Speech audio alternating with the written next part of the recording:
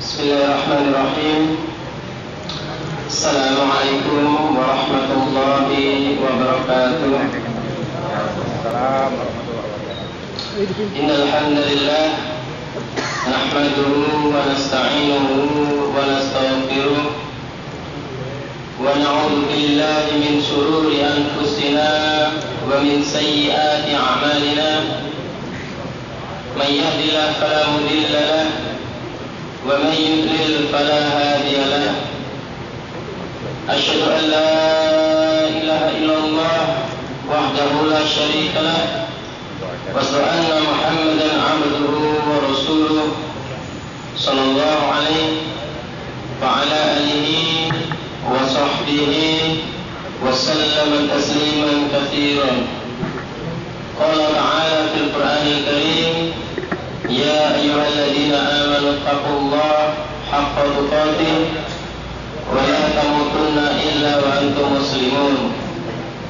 Ya ayyuhan nasu taqu rabbakum alladzi khalaqakum min nafsin wahidah wa khalaqa minha zawjaha wa bassa minhuma rijalan katsiran wa nisaa'a wattaqullaha alladzi tasaaluna bihi wal arham innallaha kana 'alaikum raqiba. Ya ayyuhalladzina amanu taqullaha wa qulu qawlan sadida yuslih lakum a'malakum wa yaghfir lakum dhunubakum wa man yuti'illaha wa rasulahu faqad faza fawzan 'aziman. Fa inna asdaqal hadithi kitabullah wa khairal hadi hadi Muhammadin sallallahu alaihi wasallam. Assalamualaikum warahmatullahi wabarakatuh. Wa kullu muhtadatin bid'ah wa kullu bid'atin dhalalah wa kullu dhalalatin finnar. Ikhwan akhwati rahimakumullah, sebelum saya membacakan tutup pada pagi hari ini, marilah kita bersama-sama memanjatkan puji syukur kepada Allah Subhanahu wa taala, karena patutlah kita bersyukur karena di pagi hari ini kita bisa berkumpul di sini. Tiada lain adalah untuk talabul ilmi, menghilangkan kebodohan yang ada pada diri kita ini. Dan tak lupa juga kita juga patut bersyukur dikarenakan sampai detik ini kita masih diberi kesehatan, waktu yang luang, terutama kita masih diberi ketetapan iman dan Islam. Kedua kalinya salawat serta salam semoga tetap tercurahkan kepada junjungan kita Rasulullah Muhammad SAW beserta keluarganya, istri-istrinya, sahabat-sahabat beliau, termasuk juga 10 sahabat yang telah dijamin surga oleh Allah. Dan semoga kita tetap istiqomah di dalam melaksanakan sunnah-sunnah Rasulullah yang pada belakangan ini telah banyak ditinggalkan oleh umat Islam. Ikhwan akhwati rahimakumullah, kalau kita sering membaca sirah nabawiyah, kita akan mendapatkan sebuah permusuhan atau sebuah ancaman terhadap Rasulullah, yaitu dari kaum beliau sendiri. Kita bisa melihat Rasulullah bagaimana perjuangan beliau kalau terhadap orang kafir, orang Yahudi maupun orang Nasrani, itu sudah kelihatan, itu musuh. Akan tetapi hal yang paling berat dirasakan Rasulullah SAW adalah perang melawan orang-orang munafik. Karena apa? Seorang munafik itu wajah ataupun perilakunya itu mirip dengan orang-orang Islam. Kita ambil contoh bagaimana kisah perang Badar. Umat Islam yang jumlahnya waktu itu 600 lebih, kemana yang selalu larinya?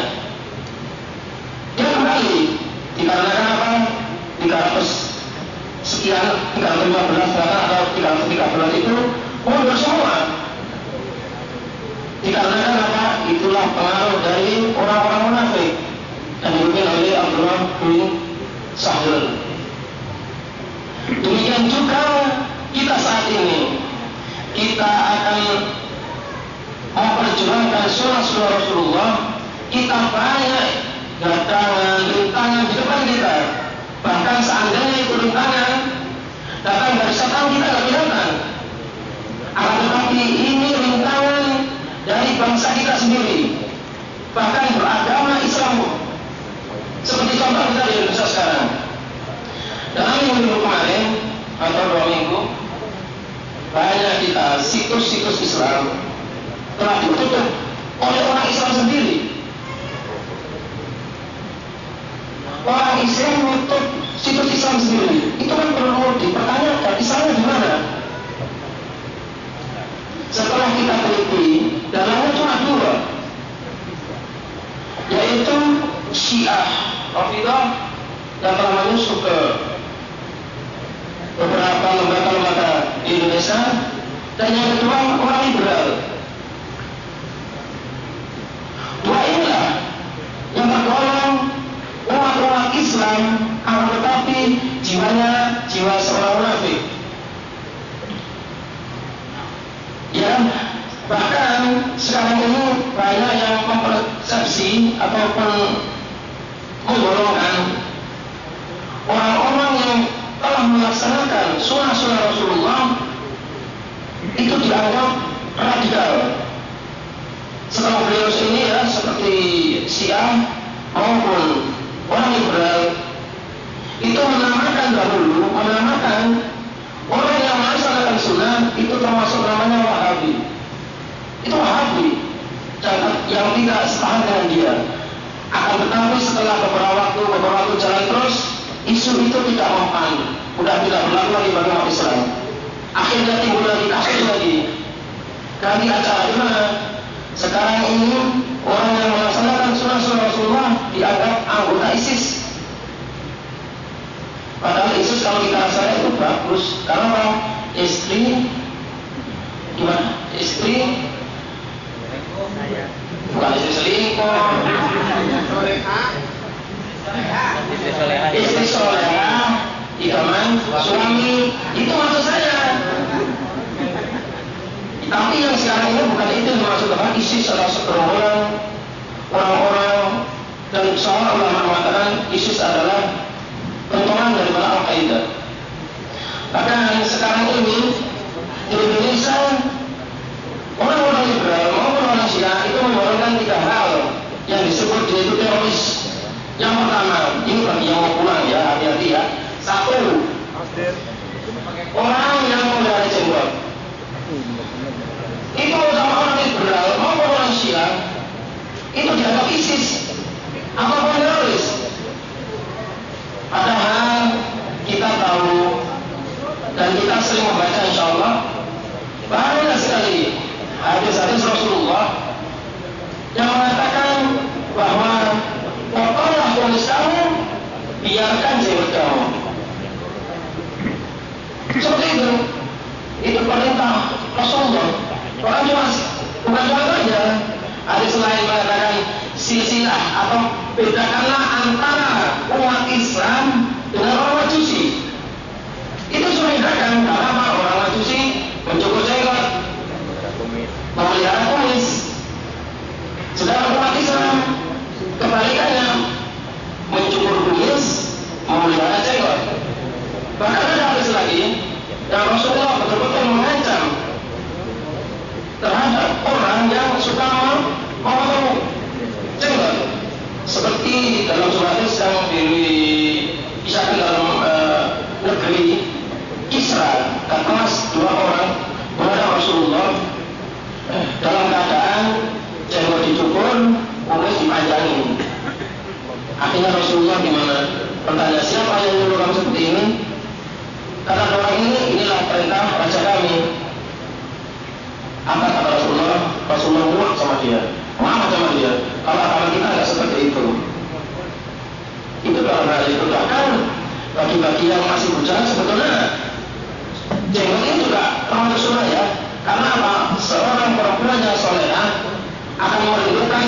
suami yang soleh. Karena orang suami yang soleh itu pasti apa? Akan melaksanakan sunnah Rasulullah. Itu yang pertama. Yang kedua, yang dianggap teroris sekarang atau ISIS di Indonesia yaitu orang yang meninggikan pakaian di atas mata kaki atau isbal. Itu termasuk dikategorikan sebagai teroris. Padahal Rasulullah beberapa kali mengatakan, angkatlah kain kamu di atas mata kaki, itu akan bersih bagi kamu. Bahkan di akhirat nanti orang yang suka isbal atau memanjangkan kain ke bawah mata kaki, Allah tidak akan mengajak bicara sama dia. Bahkan sekarang ini umat Islam sendiri suka mengecek-ngecek pada kita yang suka apapun kita melaksanakan sunnah Rasul, yaitu isbal. Itu dibilang apa? Kenapa pakaian kamu kok seperti ini? Kok tinggi banget? Kamu kebanjiran ya? Ya seperti itu. Kamu kebanjiran katanya. Padahal itu sunnah Rasulullah. Kenapa dibilang kebanjiran? Itu yang kedua. Dan yang ketiga, di antara anggapan orang Syiah maupun orang liberal di Indonesia yang dikategorikan oleh ISIS, yaitu mempunyai istri yang bercadar. Itu tak boleh. Sebetulnya tujuan daripada orang-orang itu adalah apa? Supaya umat Islam melepaskan, menanggalkan semua pakaian-pakaian beliau.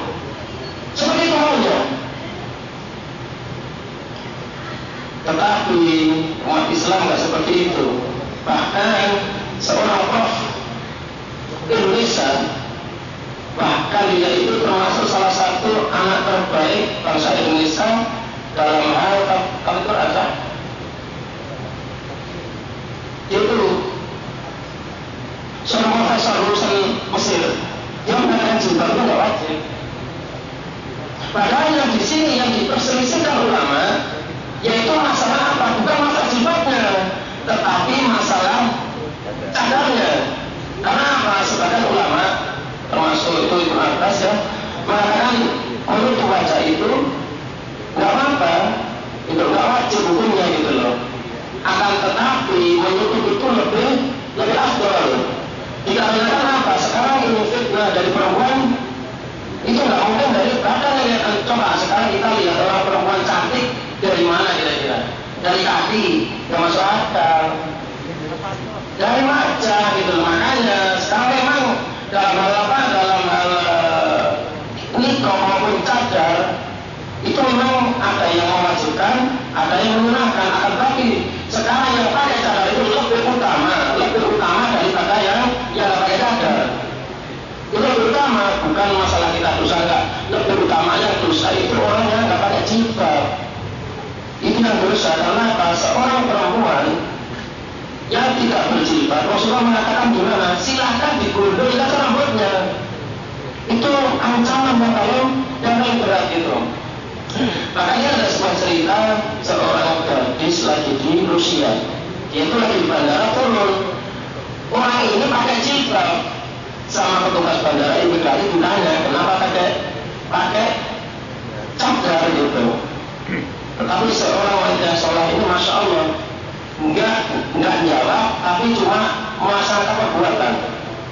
Orang imigrasi ini dikasih soklat, tapi soklatnya udah dibuka, dikasih ke tukang imigrasi. Tukang imigrasi nggak mau. Akhirnya apa? Dialihkan satu lagi soklat, tapi masih utuh. Dikasih sama petugas imigrasinya, dia mau apa jawab dia? Inilah Muslim, inilah Islam. Islam itu nggak mau sama apa buka-bukaan dilihat orang itu enak gitu loh. Beginilah Islam. Seorang perempuan itu ditutup dari atas sampai kaki gitu loh. Dan alhamdulillah semua fitnah yang telah dilontarkan oleh Syiah maupun orang-orang liberal telah terjawab sudah, telah terbongkar, yaitu pernyataan seorang Kapolri. Alhamdulillah beliau mudah-mudahan sama Allah dikasih hidayah. Dikarenakan apa? Seorang Kapolri Indonesia sekarang ini dia mengatakan Ingat kata itu, seorang yang berjenggot maupun orang yang celananya cingkrang atau dalam kaki itu bukan ciri-ciri teroris, bukan ciri-ciri teroris. Ingat itu. Makanya kita melaksanakan sunnah yang mau pulang-pulang ini ya, khususnya laksanakan kepada Allah apapun. Bahkan antum akan dihargai gitu. Betul itu. Antum akan dihargai selama sunnah Rasulullah antum laksanakan. Demikianlah yang dapat saya sampaikan, dikarenakan Ustaz sudah datang ya, waktunya sudah habis, jam 10 pas ya. Mungkin ada perkataan saya yang salah, saya mohon maaf, dan mungkin ada yang kasar, saya juga mohon maaf. Saya ngomong halus nggak bisa ya, dikarenakan saya juga bukan makhluk halus ya. Saya mohon maaf, mungkin ada kesalahan. Kami akhiri. Ihdinas siratal mustaqim. Wassalamualaikum warahmatullahi wabarakatuh.